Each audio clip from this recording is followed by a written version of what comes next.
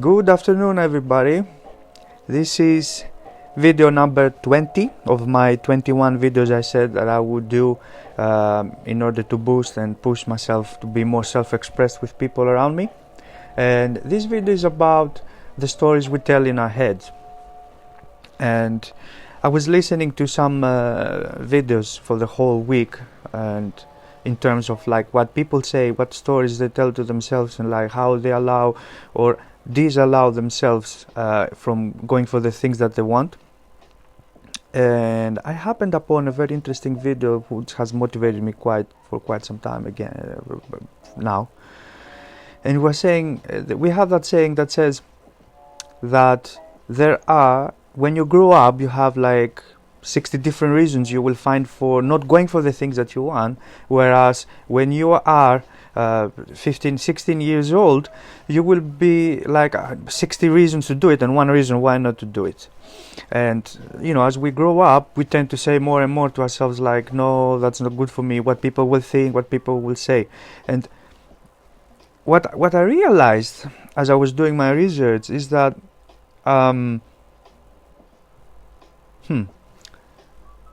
before somebody told you that you're not beautiful, you never believed that you're not beautiful. Before somebody told you that you're not a genius, you never said to yourself that you're not a genius. Before somebody told you that you cannot do this, you never said to yourself, I can't do this. And you will realize that we tend to create stories in our heads, not based on what we believe, but based on what other people made us believe. So basically you believe what you allow yourself to believe based on what other people are telling you. It's really interesting. And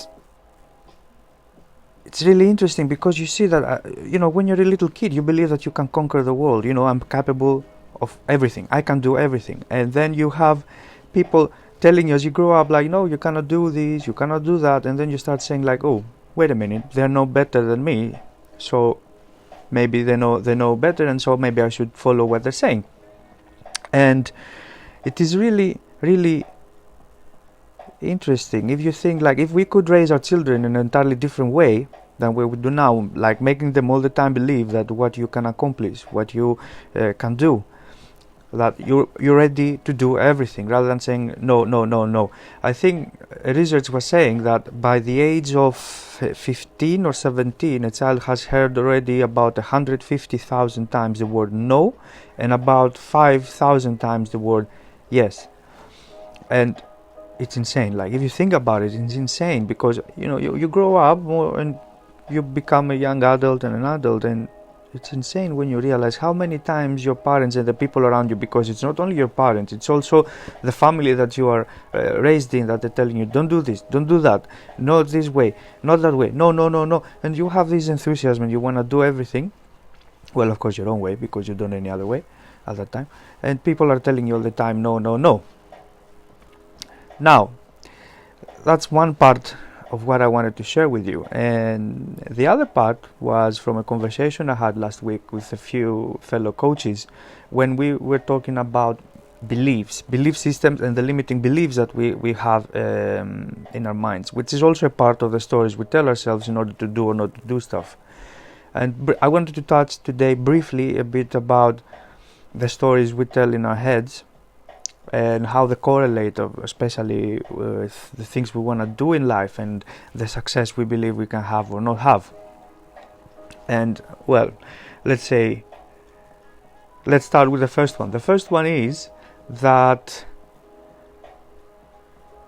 I don't deserve all the good that comes to me. So we have that limiting belief that when something starts going well and very well, and things start flowing and we start having success, money are coming in our bank, people, we get more respect, we get more leads to do business with people and so on. And then sometimes some people go in their head and they're like, oh, I don't deserve this. Because, there's another story behind that says I'm not good enough, so why should I deserve all the good that's coming my way? Now, second belief is that I don't want to have success I don't want to accomplish that thing, because that thing will alienate me from the people I'm surrounded by. So you have 5 friends, you're afraid that if you become more successful, more busy, more preoccupied, you will lose your friendships you have in the social circle you have, the very close one, because you believe that people will start seeing you under a different light. And well, in the end of the day, as human beings, the human mentality we have is that we want to fit in. Let's see now. Another limiting belief is that you don't want to be successful or accomplisher, because then you think that you will start attracting people in your life that they will come to you only because they want something out of you. Classic example is that when you are like, you get rich, and then you start having kind of weird friendships, because people, they want to get something from you, from the terms of like all the friends go out together because you will pay for them. Then the family starts coming asking you like to lend them, to borrow money from you because they need something done, and so on and so on.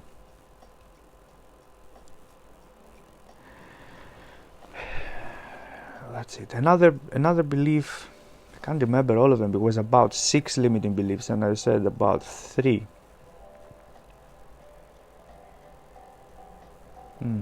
Can't remember all of them, but even with those 3, you can start seeing for yourself like how life can be. We kind of like put that limitation in our head and saying like, oh, maybe I shouldn't be doing this, or I shouldn't be doing that. And it's really interesting to see like how you go about your life having these stories. And another way that this thing works is that something happens usually in your life, which is 95% of it is a story that you create around it, and only 5% of it is just the fact of what happened. And it's really thank you, Risa. And it's really interesting. You see, like I'm talking to a lot of guys about relationships lately, and it's really interesting to see that it happens something in your life. You have a relationship with this beautiful blonde girl, and she dumps you for various reasons, and because you have created a picture, because that thing leaves a stigma in your head, and you have that picture like this beautiful girl, and then next time you meet a very similar looking blonde beautiful girl, you're like, I'm not so sure I want to be with her, or I want to make a move, because straight away you go in the story in your head and you're saying like, oh, she might react the same way than the other person, she might dump me like the other person did, and which was similar to that.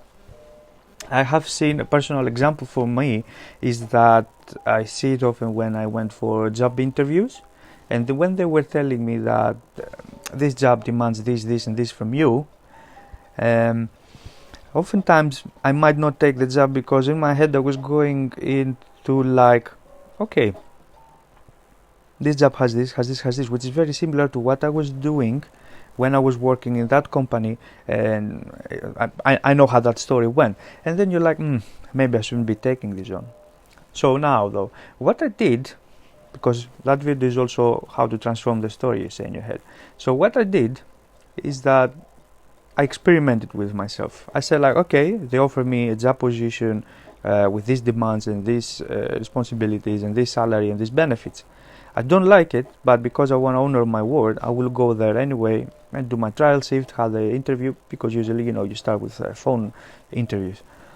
And I did that for a week. In that week I had to go to 3 job interviews, and I was surprised with myself, with the story I was telling in my head, with what I found actually when I went there. I started speaking with the people, I started interacting, and I started seeing that it wasn't as I said.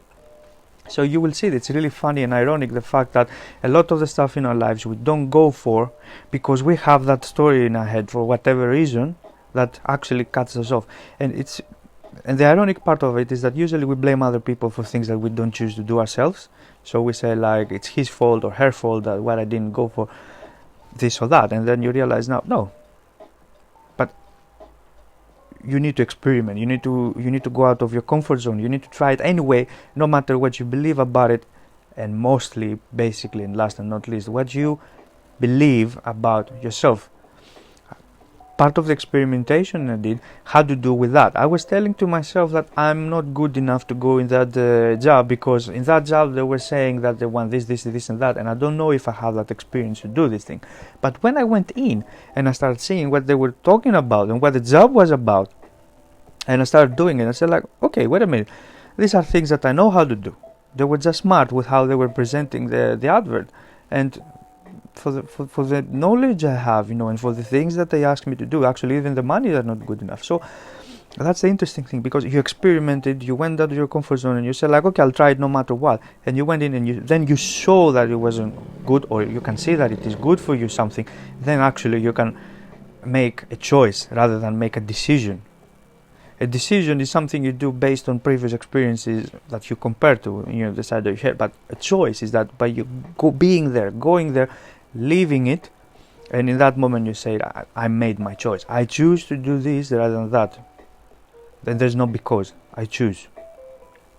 Now, funnily enough, I can't remember to tell you the other 3 limiting beliefs, which is really sad because they are really good. I remember one. There you go. Some other people, that was number 4. Some people don't want to go and have success in their life. They don't want to open up a business. They don't want to sometimes start a new relationship, because they believe that the good the universe has sent my way, it won't last. It's really strange and weird, people believing that something won't last, because you don't know.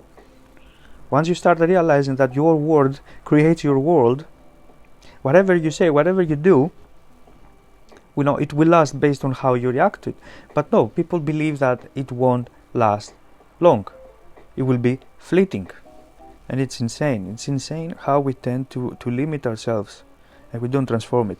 Now, what I will say is that all this stuff that I'm sharing with you, the answer is one. You need to go out of your comfort zone. You need to stop listening to the voice in your head that says a certain story, and you need to go anyway and do the thing that you want to do. Now, another thing that I want to share based on that is that a few months ago I started a new job, and I was surprised that I went in, and through my way of speaking, I managed to get a 30% increase on my salary straight away from the beginning. Now, for various reasons, I went in there. I saw that there's not exactly the progress that they promised to me, that I wanted also to have for myself. So I said like, okay, look, I had an honest conversation with my manager. I said, okay, this is the situation. This is what we promised we're going to accomplish. We cannot accomplish that thing. There's no point in me staying. And now making a long story short, just to give an idea. And straight away, I started looking for a job. Within a week, I had like 4 or 5 job offers already, but within a week I chose one, because I went in that place, I did my job interview again, which I could have said for various reasons, as I shared earlier, that this is not for me and so on and so on. But I still went there, I had the job interview, I had the conversation, and I was surprised with how the people were reacting to me. And this, I will share what I mean, but this wasn't happening to me like about a year ago. People become, they occur as more alive, they occur as more happy, like to have me, like the way people shake your hands, the way people talk to you, the respect they show you in the way of being, rather than, oh, you're just another person that I wanted to have, to use, to cover a certain position with certain responsibilities. And I went in there for a couple of hours to have the chat and cook a bit with them, because on my day job I'm a chef. And even the staff around, they were telling me, I like your energy, I would love to work with you. People shaking my hands like with this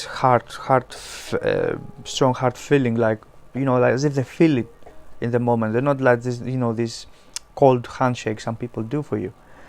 And even the managers, the owners, everybody said like, we like your character, we want you to work for us.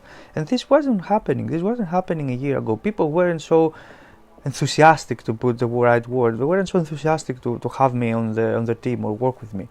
And that has been only like a year after I started investing in myself in transforming my mindset, basically, because that's all you transform when you start doing this type of work. You transform the way you see your world, because your experiences, your religion, your culture, your language, your family, your friends, wherever you come from, these all help to build who you are today. But it is a conscious choice to invest in yourself, to invest in your future, to start being the best version and highest version of what you can be. It's no one else's responsibility. I'm feeling really sad now because I can't remember all 6 of the limiting beliefs, but even with these 4 that I covered already, they're quite good. So that's all I want to share for today. One more video to go to finish this first cycle of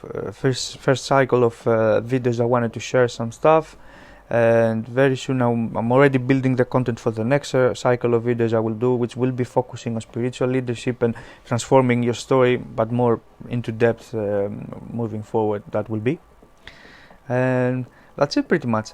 Thank you for watching. Have a beautiful day, and I hope to see you again soon.